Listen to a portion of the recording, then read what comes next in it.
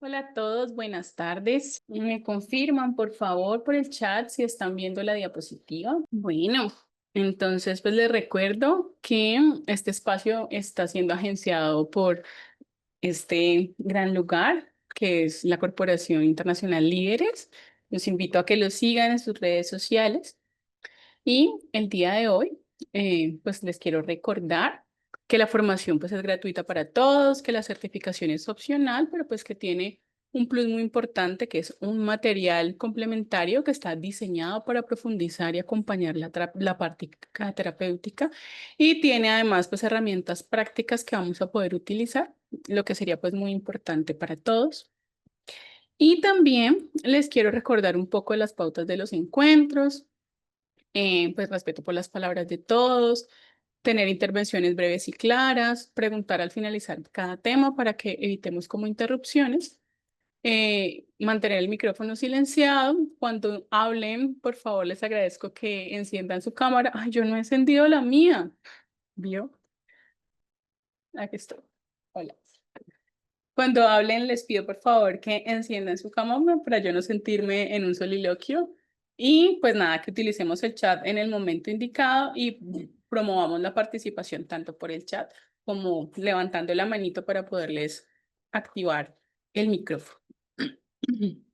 Bueno, empecemos. Antes que todo, quisiera hacer un pequeño resumen de lo que vimos la sesión anterior, que era como un recuerdo de la evolución de las primeras terapias conductuales, la primera y la segunda ola, que era la terapia de conducta clásica y la terapia cognitivo-conductual. En la terapia cognitivo-conductual, pues incluía ya los procesos cognitivos y las creencias como ejercicio de estudio y también como ejercicio de intervención, mientras que en la primera ola hablábamos específicamente de conducta.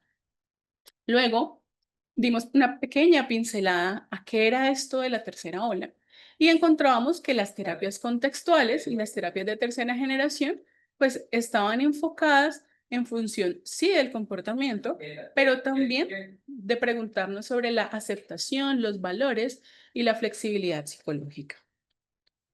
Cada ola entonces es como un cambio de lentes que nos hizo mirar al ser humano de otra forma y encontrar que el malestar emocional se podía mirar desde otra perspectiva y esto hacía que cambiáramos la forma de cómo acompañábamos a ese otro en el ejercicio terapéutico.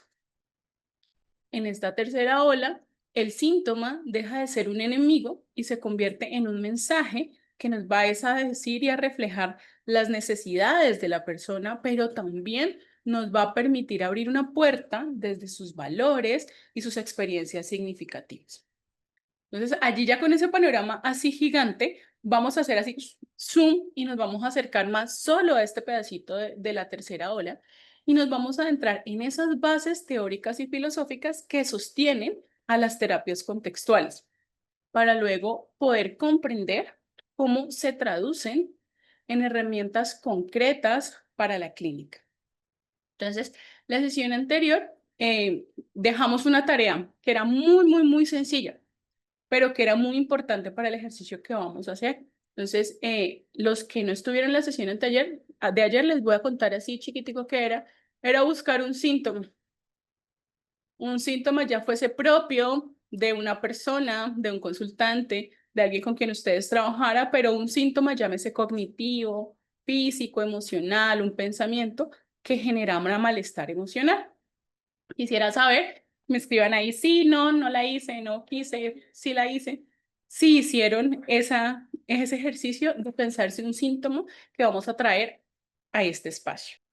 Por ahí encuentro los primeros sís de que trajeron eso al espacio y entonces, bueno, les voy a pedir que tengan esa hojita donde lo apuntaron muy a mano, porque a través de todo el recorrido del día de hoy, le vamos a estar preguntando muchas cosas a ese síntoma que ustedes pusieron allí. Si alguien nos quiere contar qué es el síntoma, también lo puede escribir. Y yo les voy a contar también cuál fue el síntoma que yo traje para que a través de toda la sesión podamos hablar con estos síntomas que están acá. Entonces, Los objetivos del día de hoy, pues, es explorar cómo esos síntomas adquieren un significado en su contexto y cómo acompañar a los consultantes hacia acciones coherentes con sus valores. Entonces vamos a hablar de las bases teóricas de las terapias contextuales que hacen parte de las terapias de tercera generación. Vamos a hablar un poco de algo que se denomina el contextualismo funcional y la teoría de los marcos relacionales y la evitación experiencial, que vendrían a ser como el núcleo de la psicopatología pensada desde esta mirada. Y vamos a hablar, como no, de las características del terapeuta y las reglas que son comunes en todas las terapias que hacen parte de las terapias de tercera generación. Bueno, entonces, aquí nos cuenta este señor con ese lente gigante que qué mensaje será que nos puede traer ese síntoma. Entonces dice, si el síntoma no es solo un problema, ¿qué mensaje nos puede traer? Entonces, me gustaría que me contaran qué síntoma eligieron. Si alguien quiere hablar, puede levantar la manito, o si no, me escriben en el chat qué síntoma eligieron. Y mientras alguien se anima a contarnos el síntoma, yo les voy a contar qué síntoma traje yo. Yo elegí como síntoma la ansiedad social. Por efectos didácticos, el personaje de esta oportunidad se va a llamar Pepita. Y Pepita tiene un trastorno de ansiedad, pero en particular tiene un síntoma que es la ansiedad social. Se caracteriza porque Pepita siente mucho miedo en las situaciones sociales en las que le toca hablar sola. Por ejemplo, trabaja haciendo congresos y para ella es muy difícil hacerlo. Y siente que todas las personas la observan, que la juzgan y está siendo evaluada por todos. Por aquí veo que trajeron sinusitis, lagrimales tapados. Estos síntomas pues son muy interesantes. Quiero que los tengan a mano y que si es posible tengan lápiz y papel para que hagamos este recorrido pensando en ese síntoma que trajeron e intentemos darle una mirada desde diferentes lugares. ¿Qué nos quiere decir ese dolor articular, ese lagrimal tapado? Y entonces empecemos a adentrarnos en esto de las terapias de tercera generación. Cuando hablamos de terapias de tercera generación, ¿no me escuchan? ¿Me escuchan todos? ¿Me confirman, porfa, si me escuchan? Es que alguien me dijo que me escucha. Ah, qué bueno que me escuchen. Vale. Entonces, volvamos. Cuando hablamos de terapias de tercera generación, no nos referimos a un listado cerrado y definitivo, sino que más bien nos referimos a un movimiento dentro de la psicología que surge como la evolución a las terapias clásicas. Entonces, el rasgo común de todas estas terapias es que se centra menos en eliminar el síntoma y más en la relación con el contexto, la aceptación de la experiencia y la construcción de sentido a través de los valores personales. Entonces, la tercera generación es un término de clasificación temporal. Agrupa a un montón de terapias que surgieron en los años 80 y en los años 90 y que rompieron con el paradigma de control absoluto sobre el síntoma. Y pues hay muchas. Y se habla dentro de esa tercera generación de la tercera ola, porque la tercera ola es posterior al conductismo clásico, que sería la primera ola, y a la terapia cognitivo-conductual y a los modelos asociados a la terapia cognitivo-conductual, que sería la segunda ola. Entonces, dentro de esas terapias de tercera generación, pues hay teoría, filosofía y abordes epistemológicamente que reúnen muchas formas de dividir. Pero yo les voy a proponer esta que tiene 6 divisiones y parten desde la raíz teórica de donde salen las terapias. Entonces, quiero que pensemos cuántas veces cuando estamos hablando con alguien, cuando estamos en consulta o cuando estamos en nuestro trabajo, nos encontramos con personas que luchan desesperadamente por controlar algo que están pensando. y que no necesariamente es la situación que deben resolver. ¿A quién le ha pasado eso? A mí, por ejemplo, me pasa mucho en consulta que mis consultantes quieren comprender las razones de por qué les pasa lo que les pasa. Y ese es el pensamiento con el que luchan constantemente. Necesitan saber por qué los tratan así, por qué se sienten así, por qué les pasó esto, por qué lo otro. Y es ese pensamiento el que los acompaña profundamente, más allá del buscar una solución o del identificar otros pensamientos asociados. Y eso como que se ancla y realmente es una lucha constante. Entonces, esas terapias nacen precisamente como la respuesta a esa lucha. Entonces, lo importante no es aquí que pensemos eso, sino cómo nos relacionamos con eso que pensamos. Y en este grupo de terapias, que serían las terapias cognitivo-conductual, que son en las que más adelante vamos a hacer otro zoom muy grande, pues están varias reconocidas. Esas que hay en la diapositiva, no sé si ven mi clic. Esas de ahí en la diapositiva que tienen unas estrellitas son en las que nos vamos a adentrar un poco más a profundidad, pero ahorita vamos a esbozarlas levemente. Entonces está la ACT, que por sus siglas en inglés es la terapia de aceptación y compromiso, que nos invita a aceptar lo que sentimos y a comprometernos con lo que valoramos. También dentro de esta familia de terapias está la DBT, que sería la terapia dialéctico-conductual, que se centra específicamente en regular las emociones intensas. Está la psicoterapia analítico-funcional, que trabaja con lo que ocurre aquí y ahora en la relación terapéutica y cómo desde el espacio seguro surge la transformación, que fue un poco el tema que tocábamos ayer cuando las profesoras me decían, pero es que en la casa no hacen las cosas y vienen y quieren que yo desde la institución educativa resuelva lo que pasa. Entonces, esta terapia en específico y esta línea de trabajo lo que nos va a decir es ese espacio de transformación es seguro. Aquí también podemos aprender a trabajar de una manera diferente y empezar a generalizarlo y a llevarlo a otros lugares. Luego también tenemos la activación conductual, que nos dice, bueno, vamos a recuperar actividades significativas para poder salir como de la inercia y surge para aportarle a los trastornos depresivos en su inicio, pero luego vamos a aprender que puede aplicarse en muchas otras situaciones de la vida. También está la terapia metacognitiva, que interviene directamente en cómo creamos ese pensamiento y cómo pensamos sobre nuestros propios pensamientos. Y tenemos la terapia integrativa o integral de pareja, que busca la aceptación y la flexibilidad de la pareja. Y aunque cada una aporta un matiz, todas se sostienen en algo en común, que es que el malestar no es solo un problema a eliminar, sino que pues es un elemento que nos va a traer algo.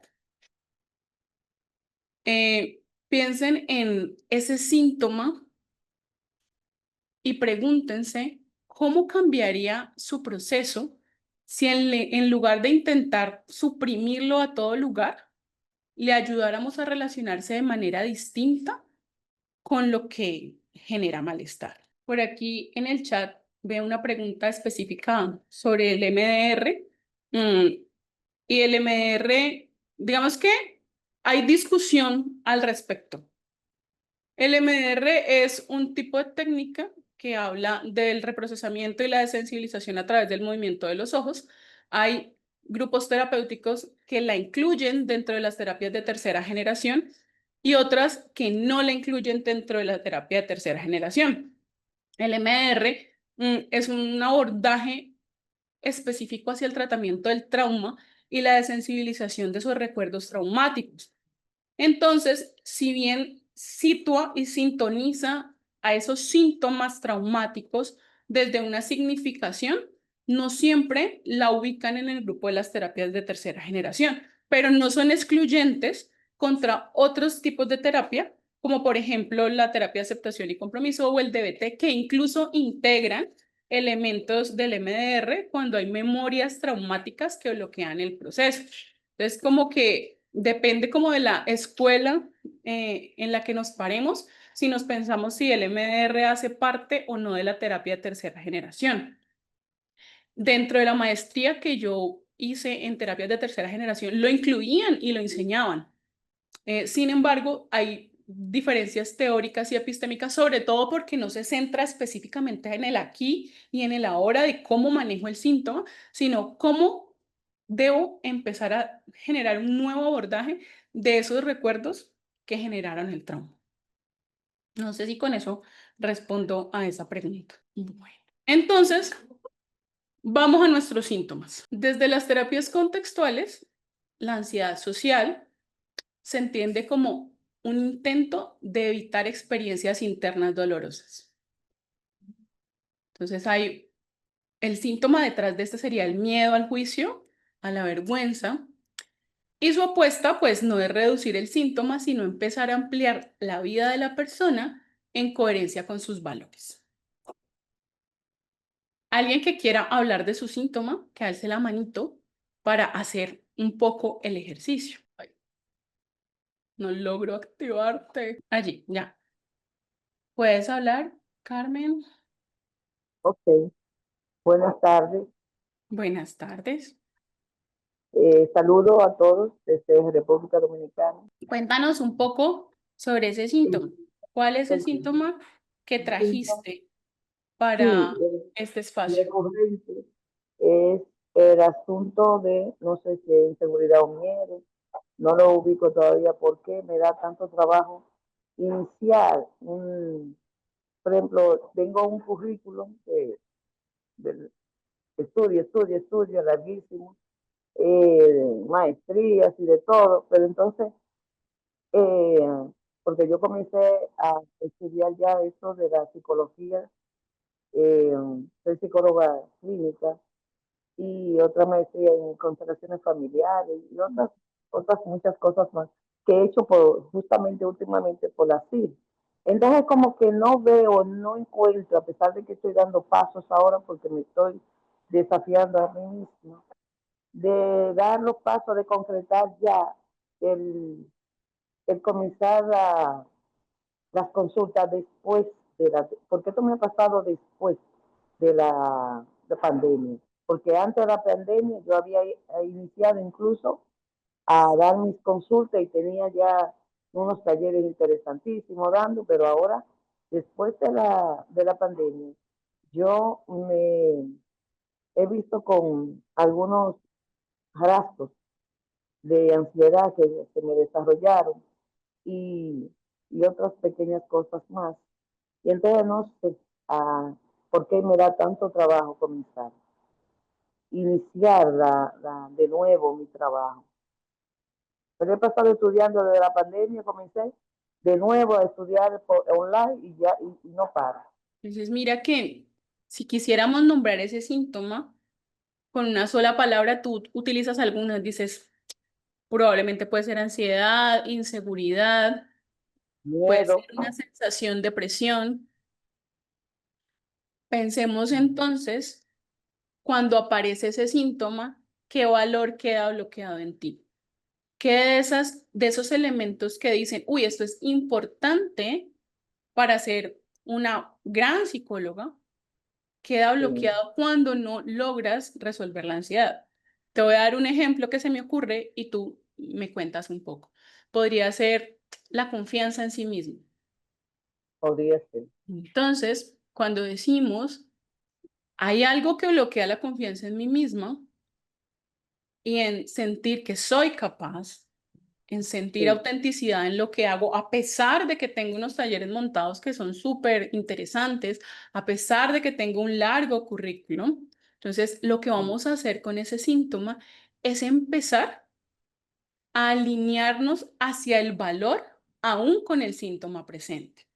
Entonces, si sí, el valor, por ejemplo, que queremos poner al frente es la confianza en mí misma, entonces vamos a elegir un logro.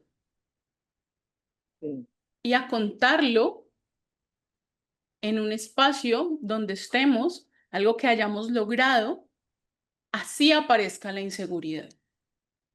ya, Entonces, si el valor que nos tambalea es la sensación de capacidad, entonces volvamos a trabajar y a escribir una versión muy chiquita de tu hoja de vida, no para enviarla, sino para destacar lo más significativo de ella, y la pones en un lugar donde la puedas ver y la lees aunque sientas desconfianza cuando la lees.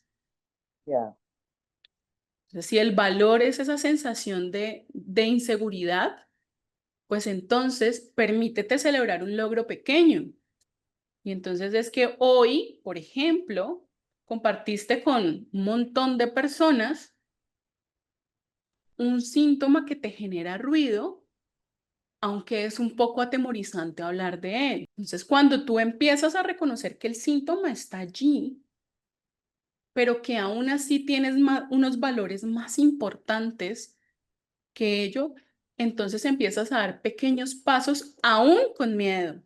No necesariamente tienes que irte a parar al Congreso de Psicología del país este año a postular un elemento, porque eso es así de grande y ya, genera mucho miedo.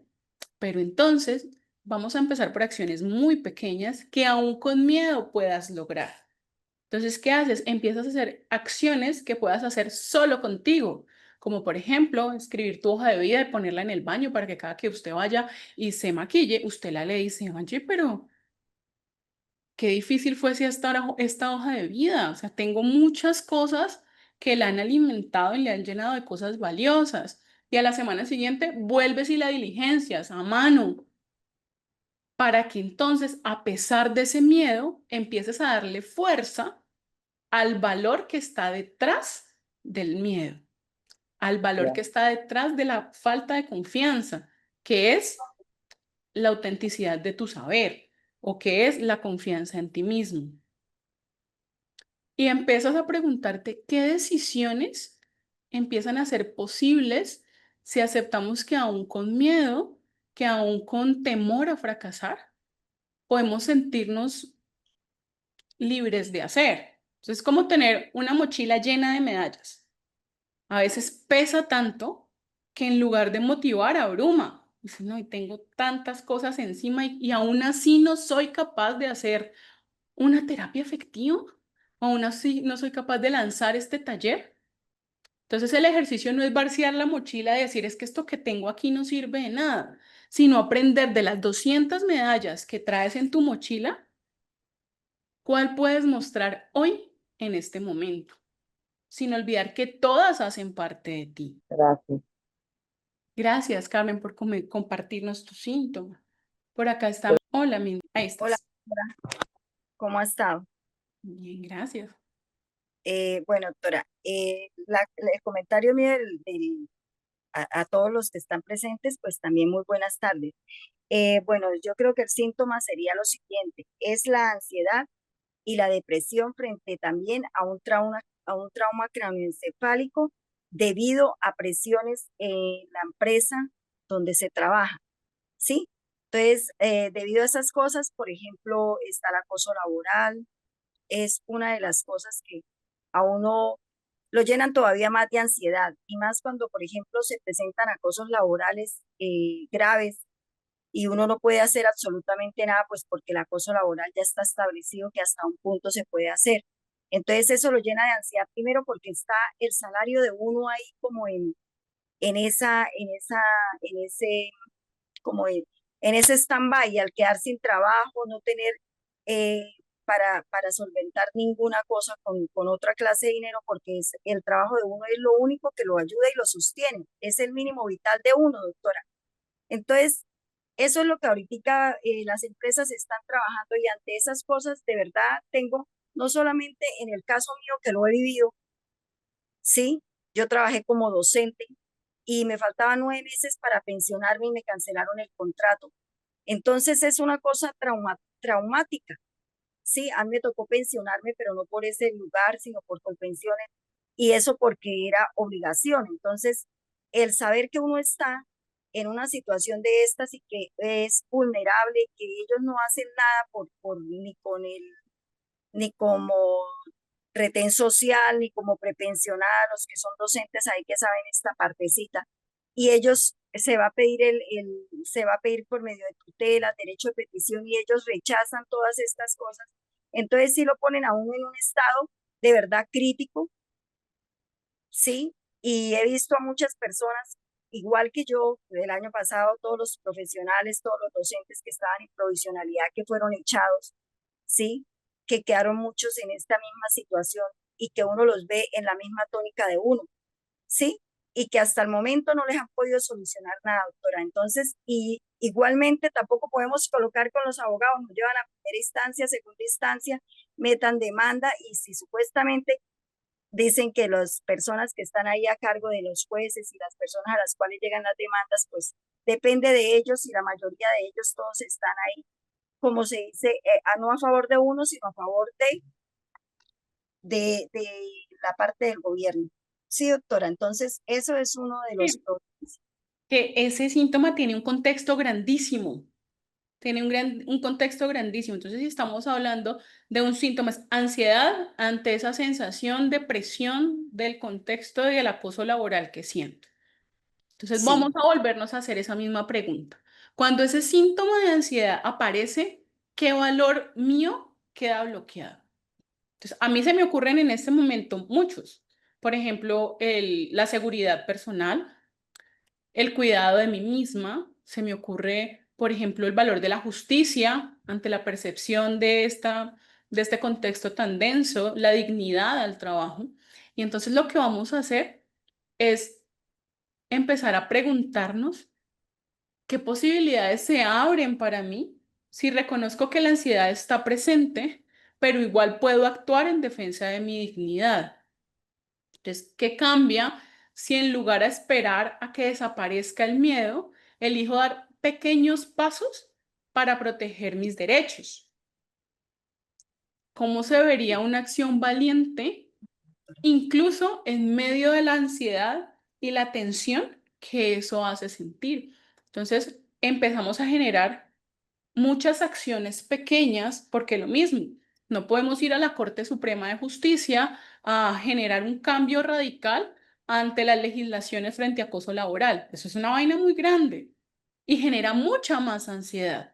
Pero entonces yo empiezo a recogerme hacia acciones más pequeñas.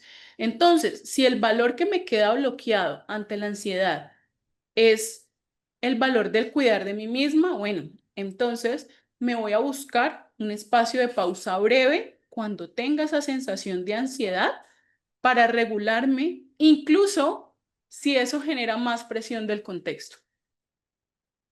Entonces, sí, está todo muy difícil, me siento muy ansiosa, el contexto me está exigiendo demasiado, pero yo necesito una acción que a pesar de todo eso me permita velar por el cuidado de mí mismo. Y es, me voy a ir a tomar un café con la mente en que estoy cuidando de mí mismo. Entonces, si el valor es la dignidad, pues entonces yo lo que voy a hacer es registrar los casos de manera objetiva, aunque el miedo esté presente, porque eso va a ser parte de mi proceso legal.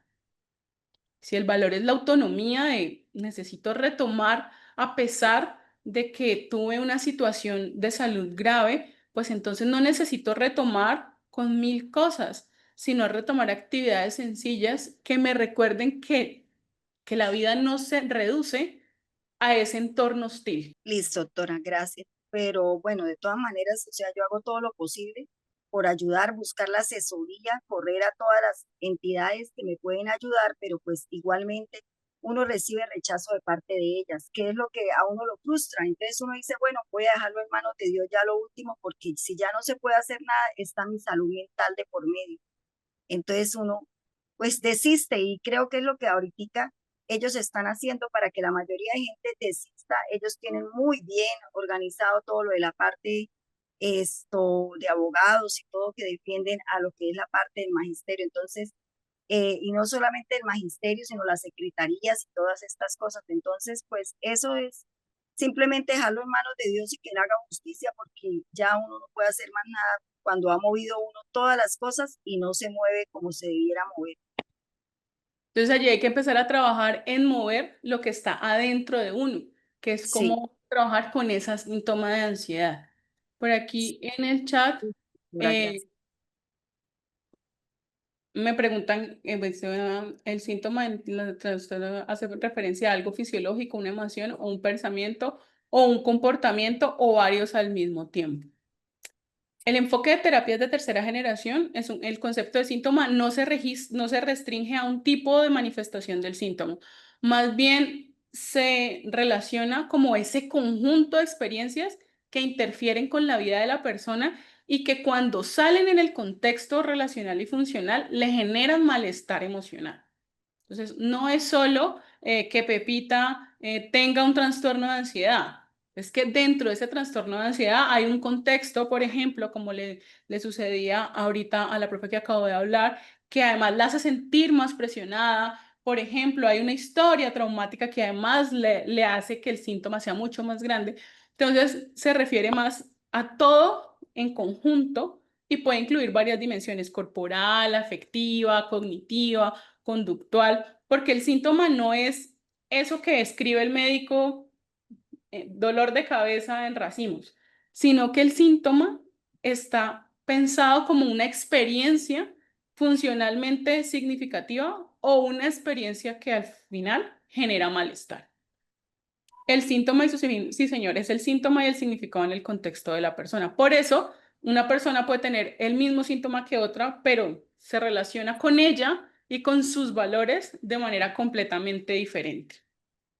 Entonces, viniendo aquí a Pepita, que era el caso que traía yo para trabajar, pues encontramos que lo que necesitábamos mirar con Pepita era que la ansiedad no era un error, no era lo que ella tenía que eliminar y no era un evento interno con el que ella tenía que limitar su vida, sino que al contrario era algo que iba a estar allí presente. Entonces lo que hacíamos desde la apuesta terapéutica era fomentar la aceptación de ese síntoma. Pues sí, es normal que sientas ansiedad. ¿Cómo empezamos a normalizar para ella esa aceptación para poder empezar a trabajar la flexibilidad psicológica y que ella pueda usar sus valores como brújula y poder promover una exposición en ese sentido? Entonces, ahorita con Carmen y con Mindre uno no podíamos hacer todo un proceso en 5 segundos de intervención, pero cuando yo anclo el valor que ella tiene, entonces, por ejemplo, el de justicia o, por ejemplo, el valor de aprendizaje o el valor de poder ser una gran terapeuta, entonces yo empiezo a poner ese valor en el centro del discurso de la persona, cuando está antes el de ansiedad. Entonces sí, la ansiedad va a estar, el miedo va a estar, pero es que estamos centrándonos en esto. Tenemos que, aún con este miedo, empezar a pensar cómo es el valor que nos va a regir como brújula para podernos exponer. Porque si yo le digo, no, pues es que simplemente tienes que presentarte porque es importante para tu jefe,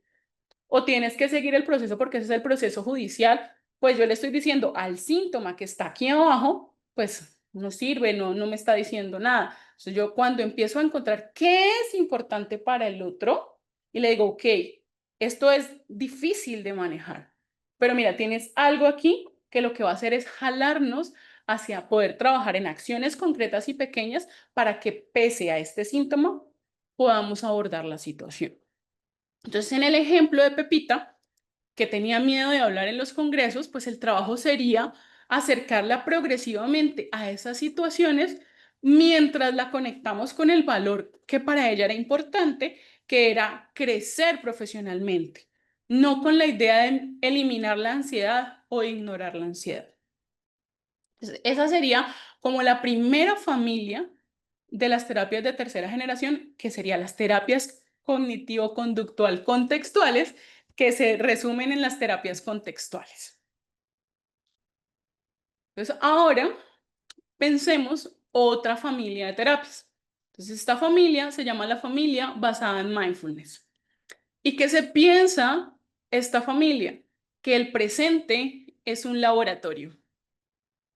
Entonces, la idea central es que la atención consciente y compasiva del presente es una herramienta de salud mental. Entonces, las terapias basadas en mindfulness no buscan que el presente sea un lugar de escape, sino que buscan crear un espacio donde observar, entrenar y transformar nuestra relación con la experiencia sea posible. Entonces, si en las terapias anteriores, que eran las contextuales, poníamos toda nuestra mirada en la flexibilidad y en pensar cómo puedo yo hacer para que los valores me jalen más que la ansiedad hacia pasos pequeños de cambio, las basadas en mindfulness nos van a poner la atención en la conciencia plena y no enjuiciadora y aprender a notar qué ocurre en ese momento como un observador externo sin quedarnos atrapados ni rechazando lo que aparece. El ejercicio que hicimos el día de ayer, describir un síntoma y luego leerlo, es un ejercicio de las terapias basadas en mindfulness. No buscan cambiar absolutamente nada del síntoma, solo mirarlo de manera compasiva. Y entonces, en este grupo de terapias, hay 3 que son como las más grandes, que son la terapia basada en mindfulness para la reducción del estrés, que es un programa psicoeducativo que se usa ampliamente para manejar el estrés, el dolor crónico, la prevención de recaídas, la adhesión al tratamiento y los problemas asociados a tanatología y a cuidados paliativos. Tenemos también la terapia cognitiva basada en mindfulness, que lo que hace es integrar el mindfulness con los elementos de la terapia cognitiva que acabamos de ver. Y su foco está precisamente en prevenir recaídas en temas asociados a depresión y ansiedad. Y luego tenemos la autocompasión consciente, que se centra en cultivar una relación amable con uno mismo, especialmente frente al sufrimiento. Entonces, estas terapias basadas en mindfulness además encuentran muchas integraciones clínicas, sobre todo en el trauma, la alimentación, ejercicios de crianza consciente y otros campos. Y entonces, si yo les dijera en este momento, vamos a hacer un ejercicio muy corto de una terapia basada en mindfulness. Entonces, uno se imagina de una que va a aprender música ambiental, que va a cerrar los ojos y a intentar imaginar un lugar perfecto en el mundo. Pero entonces yo les voy a pedir que mantengan los ojos abiertos y que busquen a su alrededor un objeto. Escríbanme ahí en el chat qué objeto eligieron para el ejercicio. Un reloj de pared, un vaso, una camisa. Yo elegí este resaltador, la agenda. Y entonces yo los voy a invitar a que miren su objeto y que lo miren muy delicadamente. Intenten mirar qué color tiene, qué función cumple. Vamos a explorarlo con nuestros ojos lo más que podamos. Miremos cuántas partes lo componen, si está al alcance de mi mano o si al contrario solo lo puedo ver porque está en la pared. Miremos si tiene un color, 2, 3. Ahora, si lo podemos tener cerca de nosotros, olámoslo. Pero si no, pensemos a qué huele. ¿A qué será que nos huele esa mata de orquídea? ¿O a qué será que huele el ángel de la guarda en la pared? El espejo. Es duro, es blandito. Y ahora miremoslo simplemente y escuchemos nuestra respiración sin cambiar nada, ni el ritmo de nuestra respiración, ni el objeto. Solo escuchemos cómo respiramos. ¿Alcanzamos a escuchar el sonido del corazón? Alguien que me cuente qué notó del ejercicio. Alguien que me cuente qué notó de ese objeto, qué notó de sí mismo mientras observaba con detenimiento esa agenda que tal vez todos los días ve, pero aquí me dicen que notó que se sentía más tranquilo, sentía paz cuando observó su ángel. Y justo eso es lo que buscamos, observar. Pero aquí nos dicen que solo utilizamos esos objetos sin darle una mayor importancia. Por aquí sintieron paz y tranquilidad.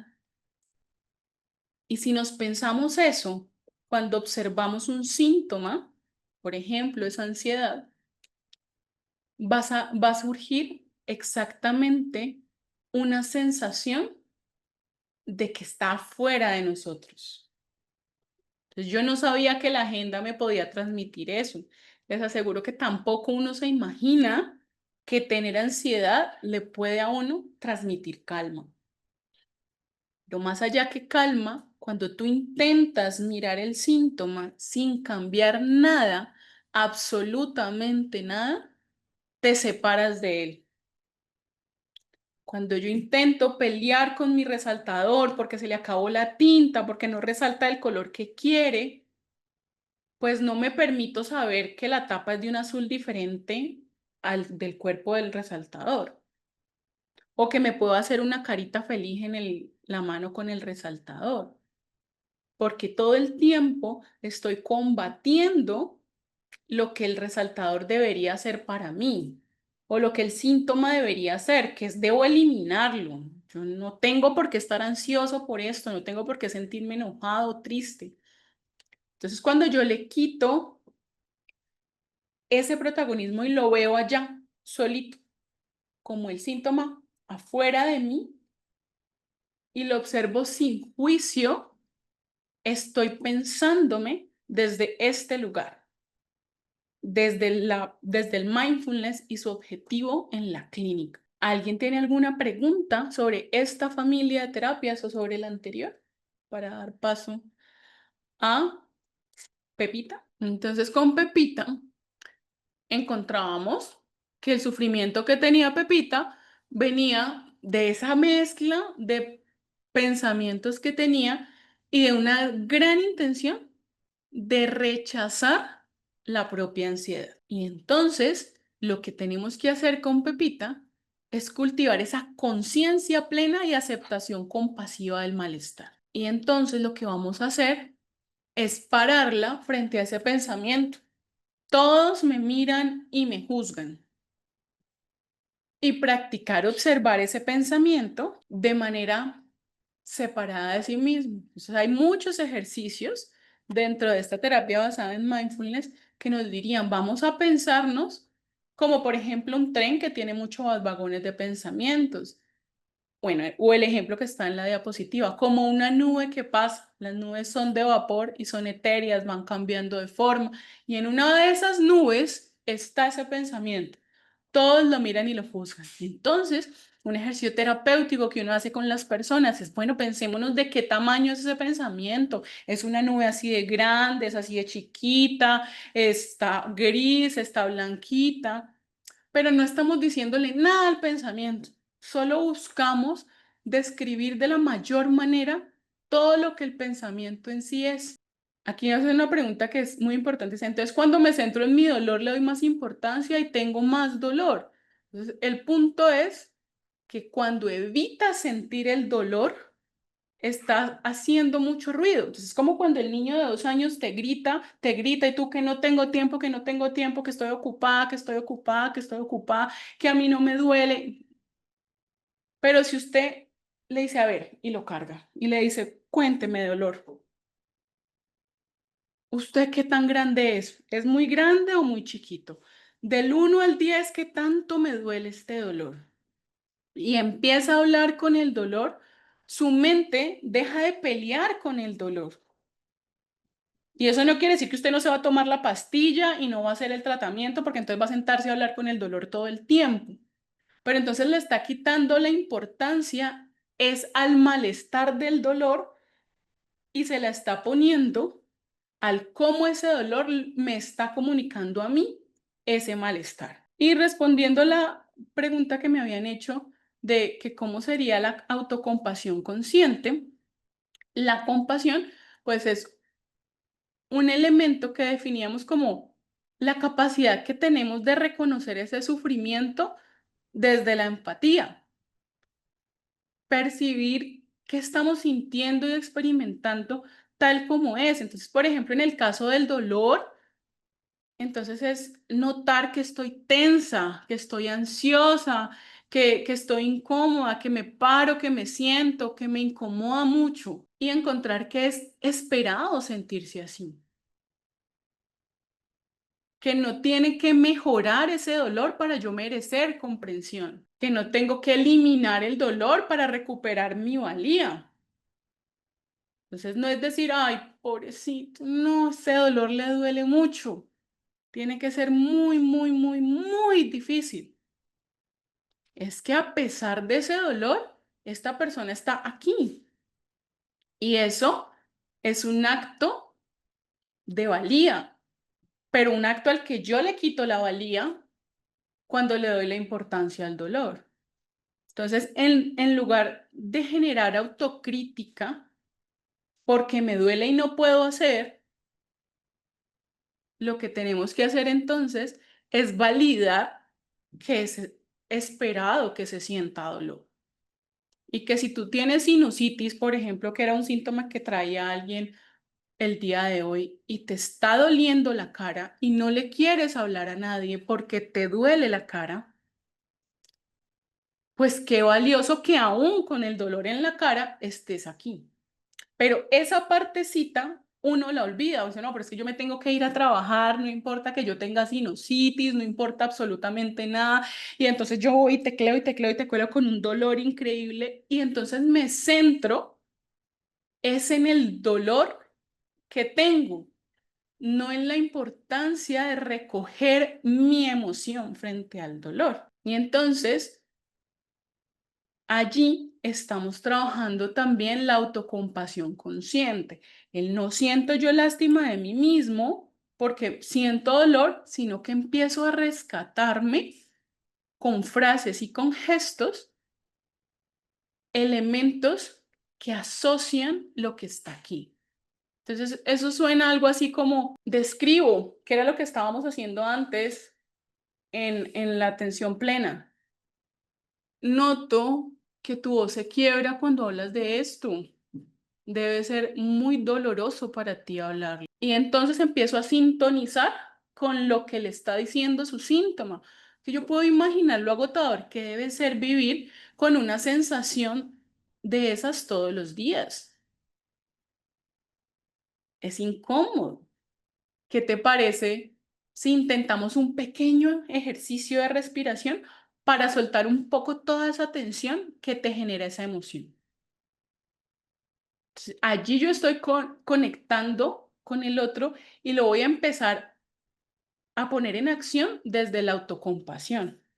Entonces respira, ejercicio de respiración y le valido y lo ayudo a validar su dolor. No tienes que estar bien para poder ir a trabajar hoy. Podemos empezar a hacerlo con lo que traes hoy, incluso con un poco de dolor. Y entonces empezamos a confrontarla desde la autocompasión, que ya les dijimos, entiendo que evites exponer porque te dé miedo. Y también veo que esa evitación te está alejando de lo que valoras, que en el caso de Pepita es poder contribuir en su área. ¿Te animas a probar un pequeño paso, aunque el miedo siga allí? Entonces allí yo lo que estoy diciéndole al otro es, encuentra que aún con dolor eres válido. Y entonces entramos a otro mundo de las terapias de tercera generación, que son las constructivistas. Esta familia de terapias parten de una idea muy poderosa. Y es que no sufrimos solo por lo que nos pasa, sino por las historias que nos contamos sobre lo que nos pasa. Cómo me narro y me cuento a mí mismo esa historia y cómo la narro y la cuento a los demás. Pero entonces, si desde allí pasa el sufrimiento, también allí está la forma de cambiar esa historia. Y es cambiar la forma de habitar el malestar. Entonces, tiene un postulado muy claro y es que la persona es la autora de su historia. Pero como es la autora de su historia, pues puede reescribirla de una manera más libre y rica. Puede añadirle capítulos, puede cambiar un capítulo. No es necesario borrar los capítulos del dolor ni arrancar las páginas y tirarlas, sino que podemos ayudar a escribir nuevamente esos capítulos, dándole voz, tal vez desde la autocompasión, a unos tramas en los que ella fue poderosa, o tal vez a personajes que había olvidado. Y entonces en este grupo de terapias está la terapia narrativa, que centra su ejercicio en la conversación de historias, identidades y significados, y la terapia breve, que es centrada en soluciones y problemas, que se enfoca en cómo funcionan las cosas y cuáles son los recursos disponibles con los que esa persona puede narrar su historia. Entonces, para esta mirada, el lenguaje cumple un papel esencial y no describe la realidad de manera pasiva, como lo diríamos frente a este libro. Entonces es que este libro describe lo que está allí ya, no en nuestra vida, como somos los autores de nuestro libro, podemos decidir cómo cambiar y cómo nombrar la experiencia para abrir nuevos caminos. Y eso lo hace con el síntoma. Entonces tengo este síntoma, ¿cómo lo cuento? Entonces yo habría podido coger, por ejemplo, el síntoma de Carmen y decir, bueno, ahora digámoslo desde otro lugar. ¿Qué pensaría Carmen de 1 año, Carmen de 70 años? Y empiezo a trabajar en cómo ella se cuenta ese síntoma que tiene y lo reescribe de una manera distinta. Y eso va a hacer que poco a poco el síntoma, que está así de grande, también se empiece a ver desde otro lugar y desde otras lecturas, no solo con la cara que nos muestra, sino que también vamos a poder ver su lateral, su parte superior.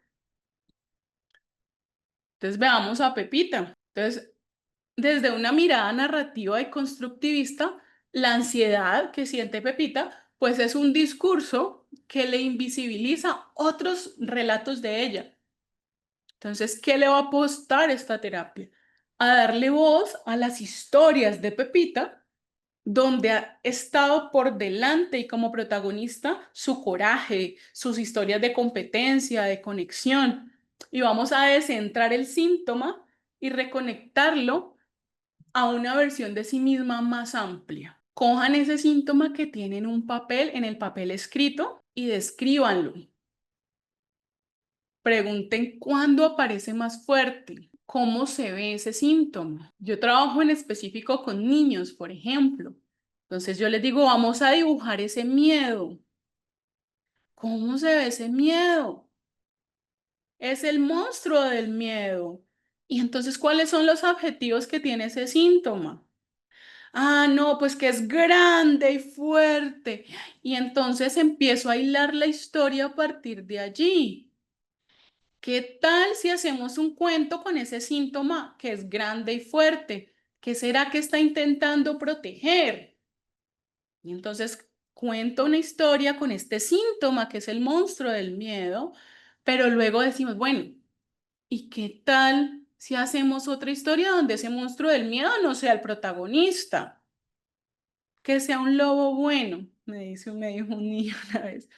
Pero entonces, de cara al síntoma que usted tiene en el papel, ¿qué tal si usted cuenta una historia en la que ese síntoma no sea el protagonista? ¿Cómo logro desidentificar al síntoma en esa narrativa como el centro del mundo y empiezo a encontrar otros personajes y otras historias que puedan nutrir el mundo de esta visión de la persona?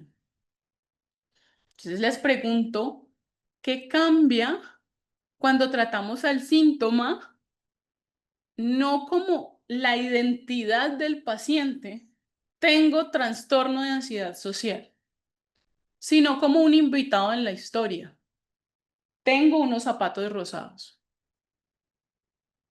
¿Cómo creen que cambia la mirada? ¿Cambia o no cambia la forma de ver el síntoma cuando no lo pongo en el papel protagónico? Entonces por aquí dice que le quitamos carga emocional. Y sí, cambia totalmente porque la saco del foco y en efecto puedo encontrar que no es eso lo único que puede pilotear mi nave. Entonces, ¿qué puedo hacer yo para narrarme la historia desde otro lugar?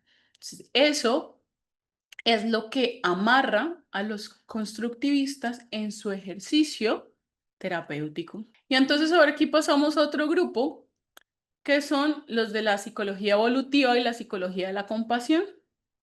Entonces ellos dicen que el poder de la compasión y la sabiduría evolutiva es lo que nos va a ayudar a trabajar el síntoma. Entonces su idea central es que vamos a trabajar en reducir la autocrítica, la vergüenza, la culpa y todos los pensamientos negativos de esa voz interior que tiene mi paciente frente al síntoma, como mediante a la compasión hacia uno mismo y a los demás. Entonces, en estas terapias está la terapia centrada en la compasión, que es una psicoterapia que aborda la autocrítica y la vergüenza, desarrollando la compasión como ese discurso. También está el entrenamiento de mente compasiva, que lo que hace es empezar a tener ejercicios de autocompasión, posturas compasivas, respiración calmante, diálogos internos, para entrenar al paciente en ese ejercicio de amor interno para poder afrontar el síntoma. Y también está la terapia de aceptación y compromiso, que se integra a elementos de esta terapia y la hace con mirada evolutiva. Entonces nos ayuda a aceptar que, por ejemplo, tener pensamientos ansiosos o evitativos es parte de nuestra herencia, de nuestra crianza, incluso de nuestra biología. Y que lo que vamos a hacer es empezar a actuar con base a nuestros valores. Entonces, esta familia de la compasión y el enfoque evolutivo parte de reconocer que nuestra mente es el resultado de millones de años de evolución y que no está rota, sino que ella hizo y hace lo que ha aprendido para sobrevivir. No podemos simplemente desinstalar el sistema de amenaza con el que nacimos, ni los sistemas con los que fuimos creciendo, pero lo que sí podemos hacer es integrar nuevos sistemas que sean de calma y de cuidado, y ya cuando tengamos esos sistemas instalados vamos a poder equilibrar ese ambiente interno. ¿Cómo lo hacemos? Pues primero entendemos que la mente humana fue fruto de la evolución, no de un diseño perfecto. Y entonces promovemos la flexibilidad para responder, no para luchar contra la mente, sino que empezamos a cultivar esa compasión propia y hacia otros como estrategia de regulación y crecimiento. Entonces, un ejercicio de postura compasiva, por ejemplo, que hace parte de esa terapia, es que en este momento ustedes van a tocar toda su cara. La van a tocar y van a sonreír. Y sonrían lo más grande que puedan. Y respiren mientras sonríen. Entonces, cuando ustedes sonríen, lo que le están diciendo a ese sistema de amenaza que está activado en el cuerpo y en la mente es, "Ah, no, pero si estamos felices". Entonces, por ejemplo, lo que hacemos mediante este tipo de ejercicios es listo. Cuando llegue la ansiedad o cuando llegue el síntoma de tristeza, yo lo que voy a hacer es recibirlo con cariño y voy a tener un ejercicio concreto que me ayude a calmar. Digo, ay, no, otra vez yo con esta sinusitis, qué horrible, no, ustedes vieran, estoy súper estreñida, toda la semana he estado estreñida. Entonces yo recibo ese síntoma y digo, ok, ¿cómo voy a calmar mi cuerpo y calmar mi mente para sentirme en calma aún con ese síntoma? Entonces cuando yo sonrío y lo hago como una estrategia terapéutica y en el marco de trabajar un síntoma, me doy cuenta que cuando sonrío mi cortisol baja. Entonces, si yo estoy llevado del estrés y la ansiedad, me digo, ok, voy a respirar y sonreír 3 veces. Ese ejercicio de posturas calmantes y compasivas va a permitir que yo pueda mirar el síntoma de una mirada más calmada y una mirada más tranquila. Eso siento yo, por ejemplo, cuando sonrío, como que, ay, ya. ¿Qué sintieron ustedes cuando sonrieron solo porque se los pedí yo? ¿Se sintieron diferentes en el cuerpo? Y entonces, aquí está Pepita. Aquí está Pepita, que pues tiene una ansiedad social y entonces yo empiezo a recoger que ese síntoma no está solo allí porque sí. Ese síntoma surge de un sistema de amenaza hiperactivado que se activa frente al juicio externo y tiene una raíz evolutiva. Ustedes se imaginan nosotros hace miles de años en las cavernas donde no sintiéramos ansiedad social de la tribu del vecino, pues probablemente había un conflicto muy grande. Entonces nuestro cerebro ha guardado ha guardado elementos propios de esas cosas que le han sido útiles para sobrevivir. Y si además le añadimos que en su historia de vida, Pepita aprendió que huir era una forma de sentirse tranquila, pues entonces ese sistema pues se activó. Entonces lo que tenemos que hacer es decirle, no, la ansiedad no sirve, no para nada. La ansiedad es muy funcional y efectiva en la vida. Pero entonces vamos a empezar a mirarla con autocompasión y vamos a activar el sistema de cuidado cuando se active el sistema de la ansiedad. Y eso va a ayudar a su regulación emocional. Entonces, desde la terapia centrada en la compasión, la ansiedad social se entiende como una búsqueda del sistema de amenaza de protegerse. Entonces, la propuesta es desarrollar un cuidado interno para que la persona se sienta protegida y se relacione con la vulnerabilidad, con la ternura y con la fortaleza, y eso lo que va a hacer es disminuir su percepción del juicio social de los otros. Entonces, miren esa hoja que ustedes tienen allí donde escribieron el síntoma y pregúntense cuál es la función evolutiva que puede haber tenido este síntoma. Entonces, por ejemplo, pues si es ansiedad, ya le hice el chancuco, pues es la señal de estar cuidado, de prepararme para huir. Pero entonces, si por ejemplo el síntoma conecta con que tengo los lagrimales tapados, entonces, ¿cuál era la función de ese síntoma? ¿Cuál puede ser la función de ese síntoma? ¿Por qué entonces mis ojos y mis glándulas de lagrimales no pueden destapar? ¿Qué quieren evitar con eso? ¿Para qué me hubiera podido servir en la antigüedad? Si yo, por ejemplo, tengo estreñimiento, que era otro de los síntomas que estaba allí en la lista, pues encuentro que por allá en los años de la caverna, pues yo necesitaba estar así, listo y disponible para salir corriendo del territorio en algún momento. Entonces, pues, eso de ir al baño no era como tan efectivo, era en el momento en que se podía, no era el momento en el que se quería. Entonces, esto ya lo que nos está diciendo es, este síntoma me avisa de algo. Entonces, vamos a coger esa hojita y a preguntarnos cuál era la función evolutiva de este síntoma y cuál ha sido la función en mi historia de este síntoma.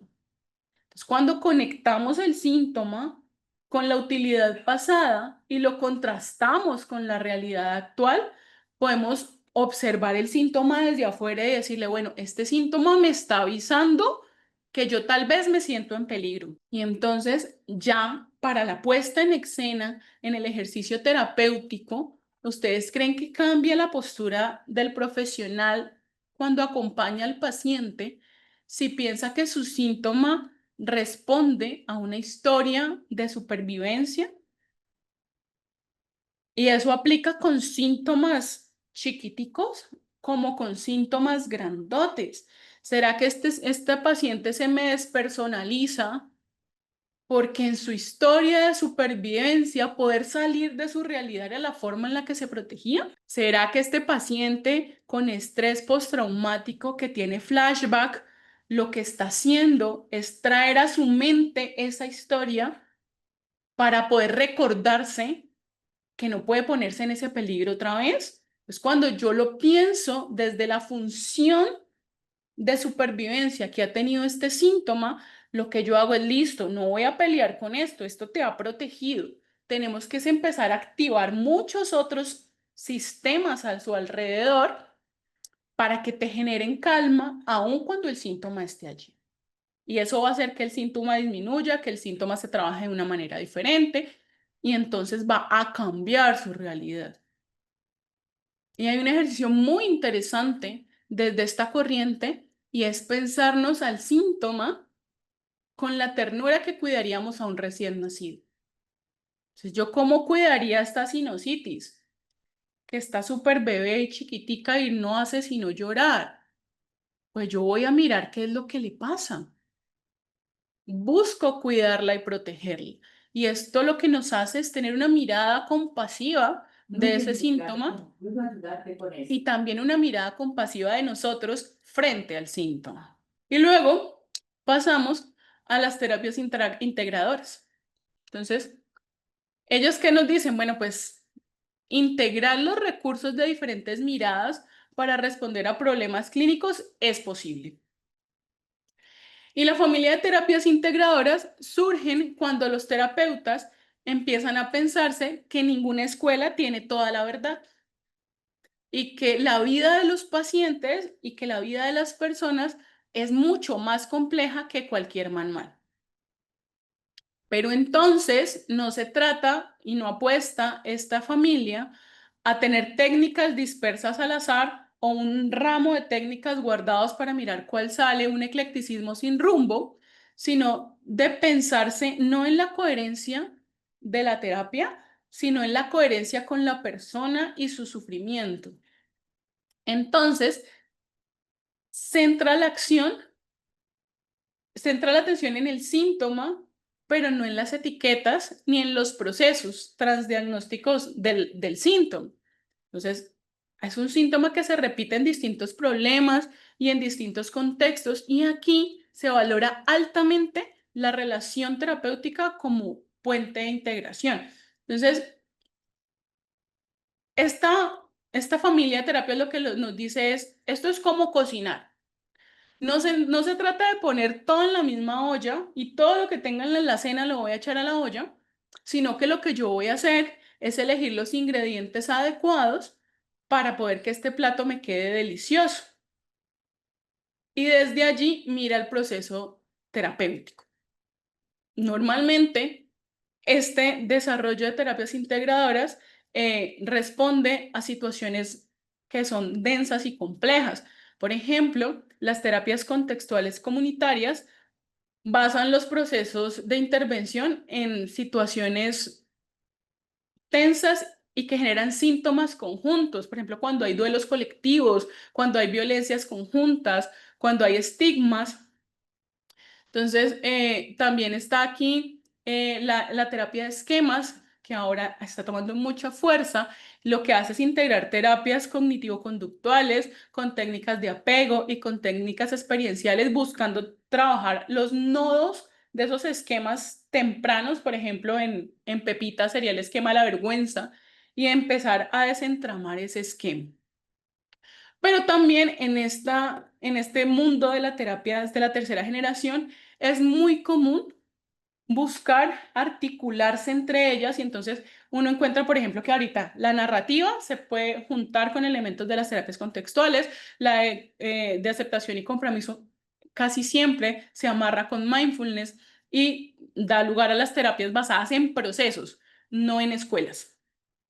Y entonces, hablando de pepitas, les voy a contar una situación asociada a la pepita de este lugar. Resulta que mi pepita, además, tiene una historia y un contexto muy pesado que ha traído con ella muchas razones para las cuales su ansiedad social, pues es viviente. Entonces, Pepita es migrante y nosotros lo que hemos hecho es formar un círculo con otros migrantes y en el centro ponemos una piedra y le ponemos ansiedad. Esa es la carga que no carga solo Pepita, sino muchas otras personas. Y cada persona del círculo empieza a decir en voz alta las palabras, actitudes, los silencios de la sociedad que han alimentado esa sensación de ser ridiculizada. Entonces, todas esas frases automáticas que el contexto me entrega que hacen que se alimente mi dolor. Sí, entonces, no, pues que me hacen chistes sobre el acento, que todo el mundo dice que les vengo a quitar el trabajo, que las personas dicen que por qué no me quedé en mi país, y entonces, no, pues es que no es que me digan nada, yo voy caminando por la calle, me escuchan y se cambian de calle. Y entonces cuando yo tengo esto y lo observo con conciencia plena, estoy por aquí allá metiéndome en la segunda familia y lo empiezo a responder desde lo narrativo.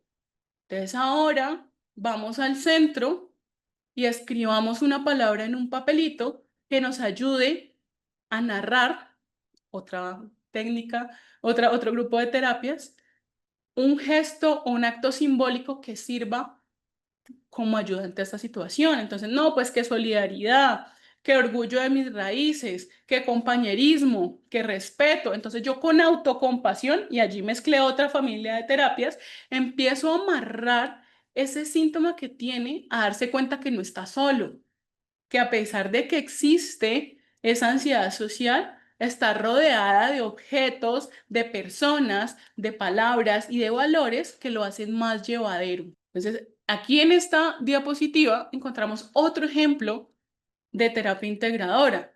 Y entonces, desde la terapia de esquemas, por ejemplo, yo voy a trabajar tanto en la comprensión como en la resignificación de esa ansiedad. Entonces, como Pepita tiene miedo a ser ridiculizada, pues entonces vamos a adentrarnos a dónde surgió ese nodo que ha hecho clic en ella y que ha hecho que ese síntoma sea grandote. Y entonces encontrábamos que en su infancia, por ejemplo, también había crecido en un ambiente donde se había podido sentir ridiculizada. Y entonces identificamos frases automáticas que han validado esta situación y las empezamos a deconstruir. Entonces vemos el síntoma y lo validamos, por allá me devolví al primer grupo de terapias y empezamos a entregar otras formas de autoafirmación en ese momento. Hasta allí, Dolores, ¿alguna pregunta respecto a las 6 familias que vimos así muy rápidamente? Bueno, entonces, ahora sí, volvamos a hacer Zoom. ¿Se acuerda que estábamos haciéndole Zoom a las terapias tercera generación? Ahora vamos a hacer, dice, cuando hay un trauma, ¿es igual la terapia? Bueno, yo creo que la respuesta es depende. Es depende de cómo este síntoma se relacione contigo, cómo se ha creado el síntoma, si tiene componentes biológicos, si tiene componentes sociales, cuál es el contexto de ese síntoma y a partir de allí, si nos centramos en en el último tipo de terapias, por ejemplo, lo que haremos es pensarnos un proceso terapéutico alrededor de esa situación traumática para poder generar una respuesta diferente a la validación de ese síntoma y a las herramientas a trabajar en relación a sus valores. Entonces dice, entiendo que en un proceso psicoterapéutico es posible integrar varias. Desde esta mirada, sí. Siempre y cuando se tenga en cuenta que el foco es el proceso del paciente, no de manera aislada, porque, por ejemplo, yo sé hacer técnicas de no sé qué y también otras de no sé cuántas. Entonces, el foco no es la bolsa de herramientas terapéuticas que yo pueda tener, sino cómo las puedo articular para poder aportar a ese proceso en particular. Sí, también si es cranoencefálico leve, porque entonces allí el síntoma está amarrado de un elemento biológico que genera la respuesta en el cuerpo y el... Bueno, entonces ahora volvamos a hacer Zoom y entonces vamos a centrarnos en el modelo contextual de la psicoterapia, que es uno de los pilares de las terapias de tercera generación. Entonces, este modelo se caracteriza por su enfoque en los principios terapéuticos generales y en técnicas dirigidas a unos mecanismos psicológicos. Entonces, los dos grandes principios que se destacan en las terapias de este modelo son la aceptación, que he hablado de aceptación, yo creo que el 90% de este espacio, y la activación. Entonces, la aceptación implica dejar de luchar contra el síntoma y reorientar la atención que estoy arrojando a luchar con el síntoma hacia otros aspectos más significativos de la vida. Y la activación, pues, es promover el cambio en las circunstancias y en los contextos que mantienen el problema. Yo no voy a luchar contra el problema. Lo que voy a hacer es empezar a activar cambios en el contexto que yo puedo ingerir. Entonces, yo no puedo ingerir en el sistema social. Entonces, ¿desde dónde muevo ese reloj? Entonces, como si el reloj tiene muchas, no me acuerdo el nombre de engranajes, como que hay muchos engranajes en ese contexto que hacen que el síntoma esté allí. Entonces, yo no puedo cambiar el sistema social, que es el engranaje de aquí, ni puedo cambiar que tuve una condición biológica que me generó un síntoma en específico, pero entonces, ¿qué sí puedo cambiar? Puedo cambiar mi postura frente a esto, o puedo cambiar las acciones que hago. Entonces, yo no intento mover el síntoma en esta estructura de acá, sino que lo muevo desde el engranaje que sí puedo mover, y entonces, como es un reloj, va a empezar a jalar los otros engranajes que generan ese malestar. Y entonces, para eso, pues tengo que considerar la importancia del contexto. Entonces, aquí vamos a identificar como supremamente importantes 3 contextos. Primero sería el contexto ambiental, que es el medio social y la cultura en el que vive la persona, incluyendo su familia, sus relaciones sociales, sus relaciones con el trabajo, entre otras. Y el contexto relacional, que se centra entonces en la relación que se teje entre esa persona y en mí como su terapeuta.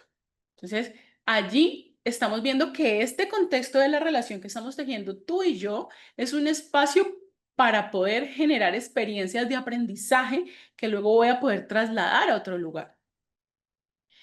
Y en el contexto social verbal se refiere al conjunto de explicaciones y valoraciones de formas de control que la persona ha aprendido sobre sus experiencias y síntomas. Entonces, ¿cómo se relaciona él desde el lenguaje con el síntoma? Y entonces en este slide vemos los pilares filosóficos que sustentan a las terapias contextuales. Entonces, recordemos que aquí no buscamos eliminar el síntoma únicamente, sino entender a esa persona en su contexto y promover cambios. Entonces tenemos por aquí, no sé si ven mi mouse, por aquí tenemos al ser humano. Dice que cada persona tiene potenciales variados y formas diferentes de interactuar con su entorno. Por eso los síntomas en muchas personas se ven de muchas maneras distintas, así sea el mismo síntoma. Y los síntomas entonces no se van a ver como defectos, sino como una señal de adaptación que no ha visto resultado efectivo. Entonces, las normas de funcionamiento son diversas, porque cada contexto puede requerir a cada persona respuestas diferentes. Y entonces encontramos los principios filosóficos que están por acá arribita a la derecha. Y entonces nos dice, bueno, entonces entre los principios encontramos la aceptación y la activación, de las que ya les había hablado un poquito. Entonces la aceptación lo que va a hacer es invitar al paciente a abrirse a la experiencia reconociendo lo que siente sin juzgarlo. Y la activación va a hacer es fomentar acciones significativas aún en presencia del malestar. Y esto del enfoque contextual es observar el ambiente y el contexto social verbal del paciente para poder encontrar el engranaje en el que vamos a ajustar, vamos a cambiar un ejercicio, vamos a hacer una práctica distinta en relación al síntoma. Y entonces el enfoque constructivo dice, bueno, nosotros no vamos a eliminar los síntomas, lo que vamos a hacer es desarrollar una capacidad de experimentar emociones y de reorientar la vida a los valores y necesidades del paciente. Y esto lo que implica es un trabajo activo, es que logremos identificar qué le importa a la persona y cómo puede moverse hacia ello, incluso si el malestar persiste. Y otro elemento es el cambio radical en la terapia. Y esto lo que nos propone es que hay que hacer un cambio profundo en cómo desde los terapeutas entendemos las condiciones que generan malestar. O sea, no solo hablamos de síntomas, no solo hablamos de rótulo, del trastorno tal o del dolor en tal, sino de la condición humana. O sea, cómo hay unas limitaciones y unas fortalezas en el contexto y cómo podemos promover una vida significativa y orientada por los valores y no simplemente una vida sin dolor. Entonces, este marco filosófico lo que nos guía es a mirar más allá del síntoma, encontrando que cada manifestación clínica nos va a generar unas estrategias y unas funciones específicas y una oportunidad de crecimiento. Y entonces tenemos algo que se denomina el contextualismo funcional, que tiene sus raíces en Skinner, por allá en la primera ola en el conductismo radical, y que hace parte del referente de la terapia de aceptación y compromiso. Entonces, una de las bases filosóficas y teóricas de las terapias contextuales es la idea de que el significado y la verdad de algo se encuentra en sus consecuencias y los efectos que esto tiene en su vida real. Entonces, considera que el comportamiento humano pues no puede entenderse de manera aislada sin su contexto. Entonces, ahí ustedes ven esas tres bolitas. Entonces dice, vamos a entender el esquema a partir de el contexto, es una situación o una historia de vida que rodea el síntoma. Y la función, pues nos dice que intenta regular este síntoma. Y el significado es cómo puedo abrir un espacio en el cambio y qué me puede decir ese síntoma a mí. Entonces, allí tenemos dos elementos teóricos que van a sustentar esta teoría. Y vamos a pasar al tercero. Vamos a hablar de la función del síntoma y cómo el lenguaje puede amplificar o sostener ese malestar. Entonces, esta teoría, que es la de los marcos relacionales, nos muestra cómo nuestra mente no solo interpreta la realidad, sino que crea unas reglas automáticas que nos atrapan. Entonces, por ejemplo, si yo dice, si fracasé y entonces concluí que soy una fracasada y todo el tiempo me leo desde el fracaso, pues este tipo de pensamiento no es una verdad absoluta. Y nuestra mente lo trata como si fuera una verdad absoluta y entonces lo amplifica y genera más malestar y sufrimiento. Entonces surgen las relaciones arbitrarias en las que asociamos un evento o una situación de manera automática al pensamiento y esto lo que hace es alimentar el síntoma, ¿no? Ya me miró mal porque me equivoqué porque soy una fracasada. Y entonces nos habla del núcleo de malestar. Entonces, el núcleo del malestar para este grupo de terapias es la evitación experiencial, que ya habíamos pincelado en la clase de ayer. ¿Qué ocurre cuando intentamos alejarnos de las emociones, los pensamientos o las sensaciones incómodas? Entonces, este comportamiento, aunque a menudo lo realizamos de modo a modo de supervivencia porque buscamos alivio a corto plazo, pues puede llevar problemas a largo plazo porque afecta nuestro bienestar, nuestros valores o nuestra calidad de vida. Entonces, si nos acordamos de Pepita, Pepita pues puede evitar las reuniones o las situaciones nuevas para no sentir ansiedad, pero esto lo que va a hacer es reforzar la ansiedad en lugar de disminuirla. Y luego entonces pasamos a otros elementos que es listo. Ese era el núcleo del problema. Y entonces, ¿cuál es la transformación? ¿Cuál es el cambio? Entonces, lo que buscamos es transformar el síntoma en un guía. Y para transformar el síntoma en guía, lo que necesitamos es hablar primero de valores y luego de flexibilidad psicológica, que son dos conceptos centrales en las terapias contextuales. Entonces, los valores son una brújula interna que nos indican hacia dónde nos queremos dirigir, incluso cuando sentimos dolor. Entonces, por ejemplo, Pepita puede descubrir que para ella el autocuidado es un valor importante y que se está protegiendo de que otros la lastimen a través del síntoma que es no quererse relacionar con los otros. Y entonces lo que tenemos que hacer es empezar a anclar nuevas estrategias para sentirse cuidada a sí misma en lugar de que está haciendo generar un malestar emocional. Y la flexibilidad psicológica nos va a permitir movernos con el dolor en lugar de luchar contra él. Entonces, no se trata de eliminar por completo el síntoma, sino de aprender a actuar hacia lo significativo. Entonces el síntoma ya yo no lo voy a ver como un obstáculo, sino que es algo que nos recuerda lo valioso para el paciente. Y el último elemento que sería clave en este grupo de terapias es la relación terapéutica, que es el contexto en donde todo lo anterior pues se va a integrar, que es, de hecho ellos dicen que es el laboratorio de transformación. Entonces es el espacio donde el síntoma va a resignificarse. Entonces la relación terapéutica funciona como un entorno seguro y protector donde la presencia y el acompañamiento del terapeuta permiten que el paciente pueda sentarse a escuchar el síntoma sin juicio. Y esto lo que va a facilitar es que el síntoma pueda cumplir su función, que es dar el mensaje que tiene que dar.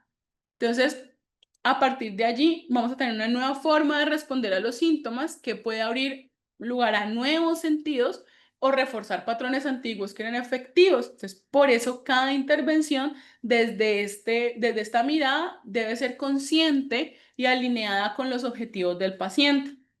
Y aquí el terapeuta actúa no solo como un educador o no solo como un terapeuta, sino también como un acompañante, pero no como un solucionador. Entonces, en esa relación de no buscar eliminar el síntoma, lo que vamos a hacer es aprender de él y conectar con algo valioso. Entonces, allí encontramos que el terapeuta desde esta mirada, pues es una persona de atención plena, de presencia, de flexibilidad, creativo, de sensibilidad ética y que son unas cualidades que le van a permitir al paciente sentirse seguro para poder adentrarse en su síntoma y explorar y encontrar sentido en él. Entonces, estos son los objetivos que teníamos hoy. Me gustaría que reflexionáramos si los pudimos cumplir. Teníamos que explorar las terapias de tercera generación más destacadas y reconocer las bases teóricas de las terapias contextuales e identificar las características del terapeuta y todo eso conectándolo con la práctica. Entonces, eh, les voy a pedir que me llenen la encuesta, que no la he visto por aquí, tengo el link. Aquí está. Para que me ayuden con la encuesta de satisfacción del día de hoy. Y no copió. Copiar. Y entonces, quisiera abrir un espacio para que podamos resolver dudas. Allí levanten la manito o escriban en el chat. Miremos cómo quedamos con esta sesión del día de hoy. Dice, doctora, en el caso del estrés y la ansiedad, ¿cuánto tiempo dura la terapia? Bueno, yo creo que darle tiempo a la terapia en un número específico de sesiones es casi que imposible, porque eso depende de todo un ejercicio de valoración que se hace, de una construcción de un plan terapéutico, de un plan de trabajo y de unas estructuras asociadas a cómo hay un meme de internet muy gracioso que dice que la terapia no funciona dentro de la sesión, sino una vez sale afuera. Entonces, después de que yo en este laboratorio creo estos elementos y una vez salgo afuera, ¿cómo puedo realmente anclarme a ponerlos en práctica? Entonces, darte un número específico, pues no es posible. Habría que entrar a revisar a detalle cuál es la situación, cuáles son las situaciones biológicas, sociales, ambientales que están alrededor de esa ansiedad y alrededor de ese estrés para podernos adentrar a ese síntoma y poderlo reconocer desde el lugar que tiene para decir. Van a compartir la clase grabada, eso creo que Rosa te lo responde más adelante, pero creo que sí están grabadas las sesiones. Igual les recuerdo que los materiales a explorar en la sesión incluyen herramientas prácticas para utilizar y que son muy útiles en el ejercicio terapéutico y que parten justamente de cómo poder explorar el síntoma. Y la próxima sesión vamos, bueno, si en la primera sesión trabajamos escuchar al síntoma y ahora vimos por qué el síntoma tiene un mensaje, y por qué la evitación experiencial puede perpetuar el malestar y cómo nuestras intervenciones pues, pueden generar una flexibilidad psicológica y una coherencia con los valores de la vida de la persona. En la próxima sesión, pues vamos a explorar cómo los síntomas adquieren un significado en su contexto y cómo podemos acompañar a los consultantes hacia su lugar. Entonces, nos vamos a dar cuenta cómo esta terapia, que ya está haciendo un zoom mucho más pequeño, que es una de las terapias contextuales, que es la terapia de aceptación y compromiso, nos plantea una estrategia para adentrarnos a este síntoma y poder entonces empezar y abordar desde una manera diferente esta situación. Por acá tengo una pregunta. ¿Van a compartir la clase grabada? Sí, vamos a compartir la clase grabada. Rosa les da más detalles, pero en el grupo pusieron la de sesión anterior. Bueno, y por aquí hay otra pregunta que dice, sería muy enriquecedor que se pueda especificar principales problemáticas, trastornos y qué terapias de las expuestas hoy son más convenientes a aplicar. Bueno, yo creo que la mirada de las terapias de tercera generación es muy amplia porque hay un montón de terapias y un montón de estrategias. Entonces, hay algunas terapias que fueron diseñadas para trabajar específicamente algunas situaciones, pero hay otras que tienen una apertura más amplia. Entonces, te voy a hacer como una grosso modo la terapia de aceptación y compromiso, que es la que vamos a ver la próxima sesión. Eh, Busca como aceptar la experiencia interna y poder establecer compromisos con acciones basadas en valores. Entonces, normalmente se indica para trastornos de ansiedad, fobias, de pánico, también se trabaja depresión, trabajan dolor crónico, trabajan trastornos obsesivos compulsivos. Hay una línea muy fuerte que trabaja adicciones. Y lo que busca pues es dejar de luchar contra el síntoma, pero orientarnos a la acción, como su nombre mismo lo indica, pues como comprometernos a ese cambio. En el mindfulness, que es otra como de las familias que hemos hablado, normalmente se trabaja ansiedad, estrés, trastornos psicosomáticos, regulaciones emocionales, prevención de recaídas, pero es una corriente terapéutica que se amarra muy fácilmente a otro grupo de terapias porque lo que nos ayuda es a fijarnos en el momento presente y eso lo que hace es una sensación de calma ante la tensión. Bueno, la terapia de la compasión normalmente se trabaja en situaciones en las que hay un juicio interno muy grande, trabaja trauma, abuso, trastornos de la conducta alimentaria, depresión, ansiedad.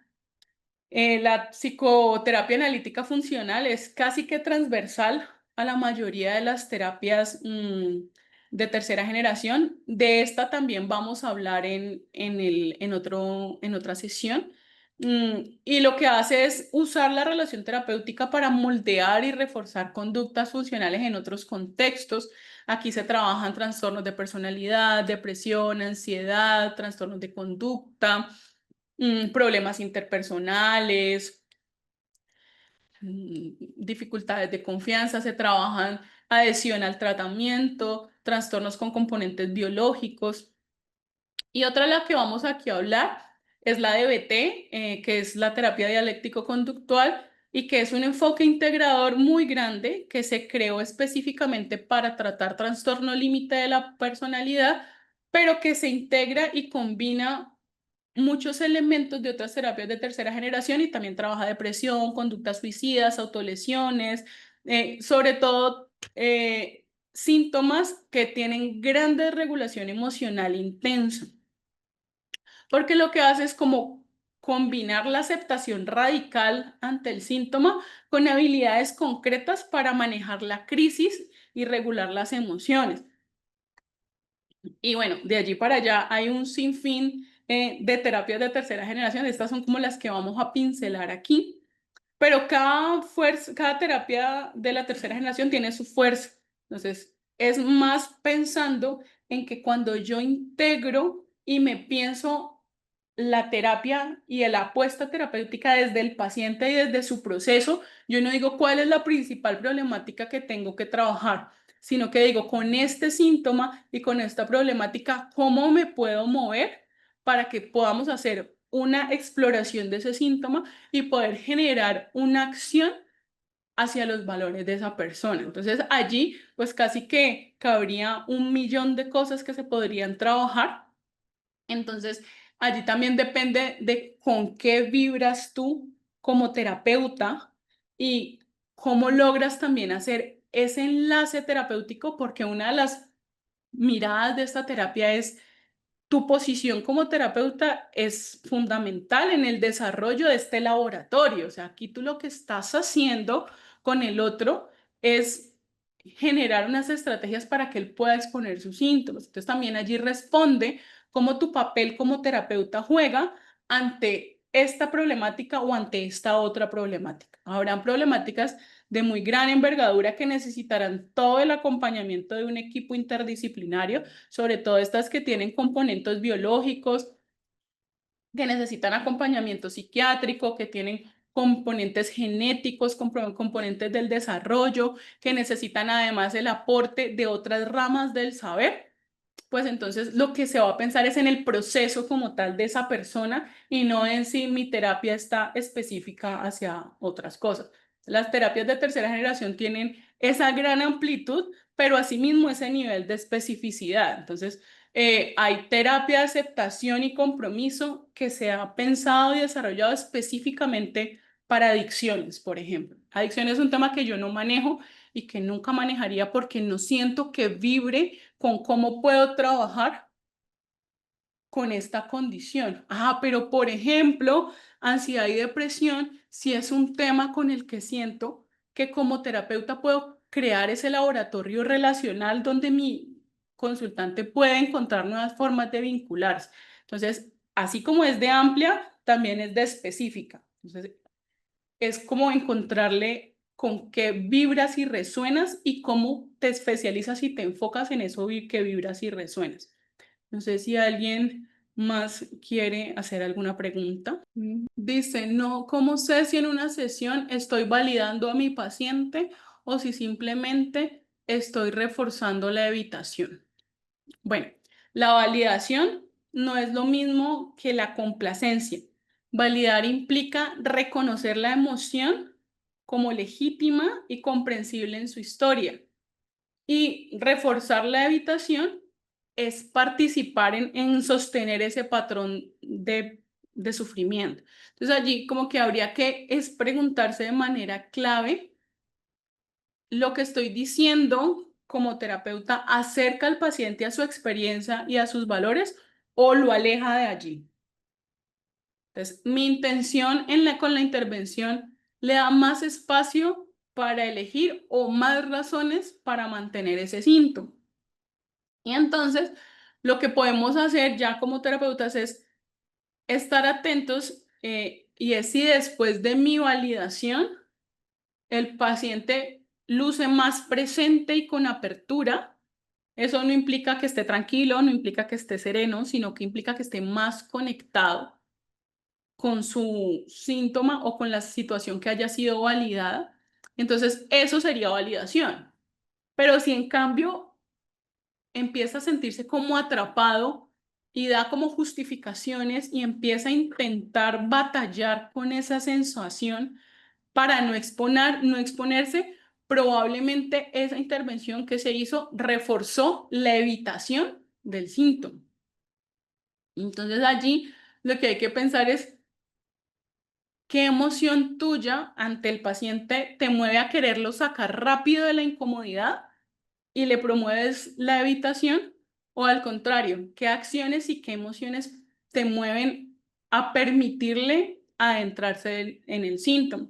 La sesión pasada hablábamos que genera malestar ver el malestar del otro, pero entonces lo que hacemos es que lo evite o que aún con malestar, que sería una postura muy desde esta lógica, aún con malestar, y aún sintiéndose validado, puedo seguir explorando el síntoma. Bueno, aquí me pregunta cuál se usa específicamente para la ansiedad. Bueno, para la ansiedad hay muchísimas terapias que están enfocadas como tal en la ansiedad. La terapia de aceptación y compromiso la trabaja el mindfulness, la trabaja el DBT, pero creo que la respuesta vuelve a ser la misma. No es cuál terapia puedo usar para la ansiedad, porque estaría como sacando de la bolsa un tipo de terapia sin decir qué hay en la bolsa. Habría es que explorar cómo es esa relación con la ansiedad y cuáles son los elementos sintomáticos de esa ansiedad y crear una estructura no pensada en que una terapia me va a resolver la situación, sino cuál es el proceso que tengo que tomar para poder dar razón a esta terapia.